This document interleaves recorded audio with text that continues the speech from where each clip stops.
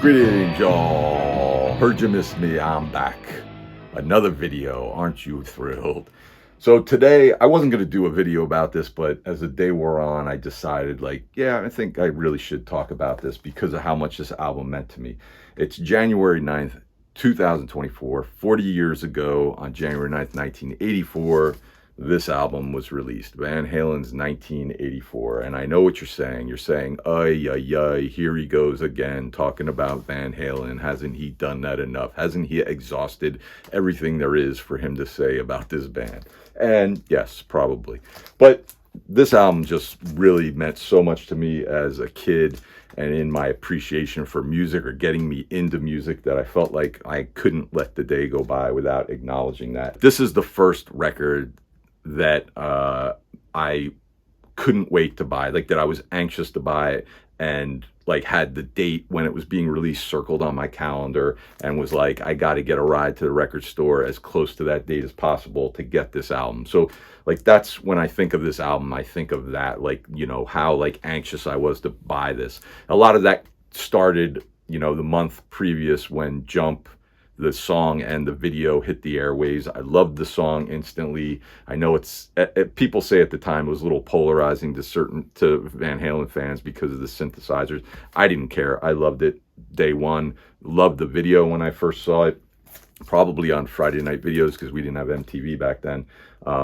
And there's some misconception that this album was released on midnight, January 1st at midnight, because there's some posters. I have one of them. I didn't dig it out, but there's these posters that they use to promote it that say midnight New Year's Eve. But this album was released on January 9th, 1984. This is my original vinyl copy I bought back in January of 1984. I bought it just down the street from here at this record store called Jack's Music Shop, which is still there, still alive and kicking. And I wore this thing out. And I actually, for some reason, I don't know why, because this isn't something that I would do back then, but for some reason I still have the receipt from that day. I bought it on January 14th, 1984, $7.49. This album just meant so much to me. So I'm just going to show you a bunch of stuff I have that are related to that album. This was the 30th anniversary. They reissued it, remastered it, that they put out on vinyl. I picked that up. These are the 12-inch import singles. These were released in the UK. We didn't get these in the States, which is a kind of a bummer, but they put these out in the UK, so I got them for the 4 singles. This is a 12-inch import. This is Jump. And we've got I'll Wait. And the thing about this is there's 2 things that I can remember buying that sort of got the ball rolling as far as me being a collecting Van Halen stuff. And after this, I spent much money on picking up things for my Van Halen collection. But I remember picking this up. I remember finding it in, I think, Record World in the mall. And, I was pretty naive to things like this and bootlegs and everything back then. So when I saw this, I just thought it was, a release. I didn't know this is an import from the UK or anything like that. But yeah, I do remember picking this up, early in 1984. So that's I'll Wait, which is weird because they used the, screen shot of the Panama video because there was no video for I'll Wait. And then they flipped it around because now this is the 12-inch of Panama, and they used the artwork from the I'll Wait single, which you'll see later.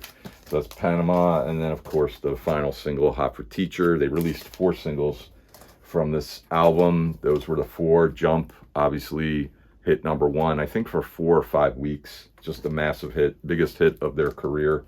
They've never matched that. These are the 12-inch promos that were sent to radio stations to play. And we've got Jump,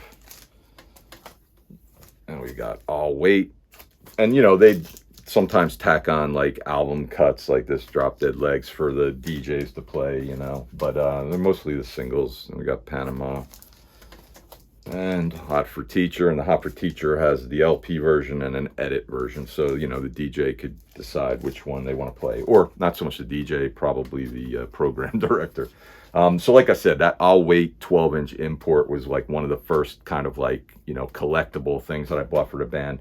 This was the other thing that I bought a little bit later. I found this in a record store and picked this up. And again, I was kind of naive to bootlegs and things like that, so I didn't know what this was necessarily when I picked it up. But this is a bootleg from Castle Donington. This is near the end of their 1984 tour this show's from. And again, I bought this in a regular record store and thought this was like an actual release. Didn't realize it was like a bootleg, you know.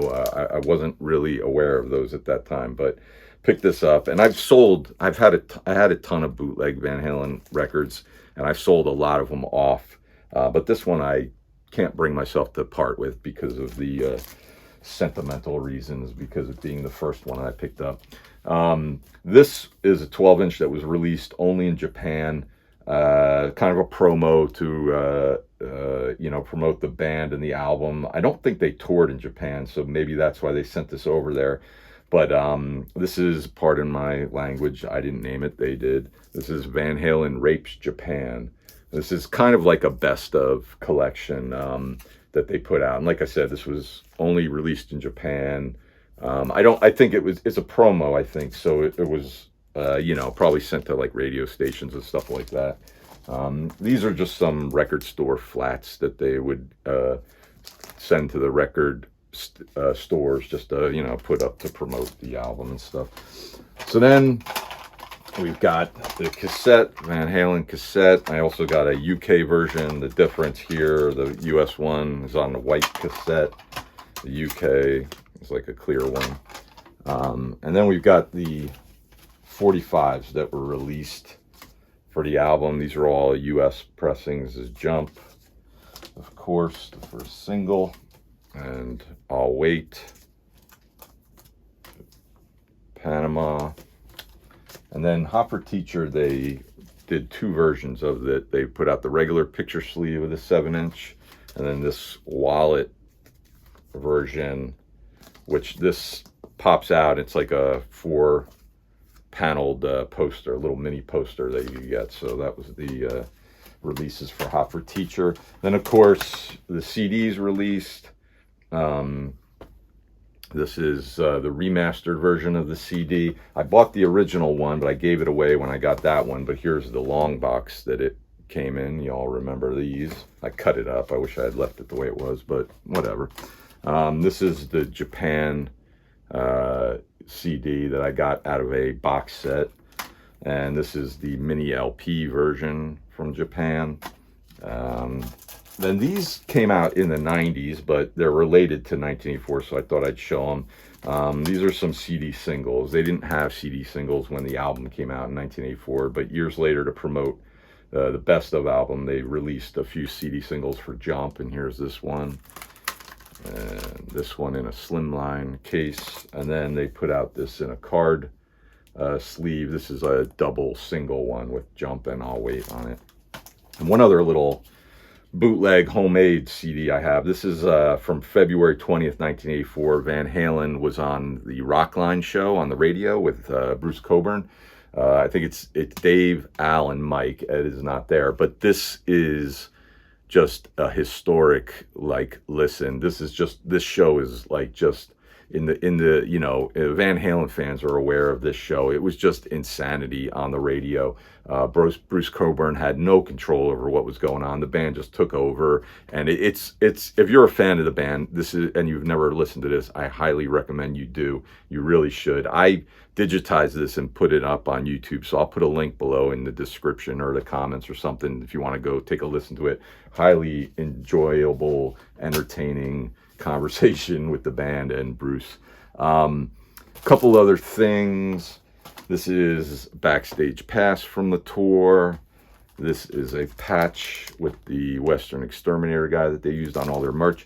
Now, I didn't get to go to the concert. I started talking about this in the concert video I did pretty recently, but I don't think I finished telling the story or told the whole story. What happened was, The band rolled into town. They were playing the Madison Square Garden in New York in March of 1984, and I desperately wanted to go to that show. This is March, 2 months after his album comes out. You know, I'm all in. I'm a Van Halen fanatic at this point. Took me 2 months.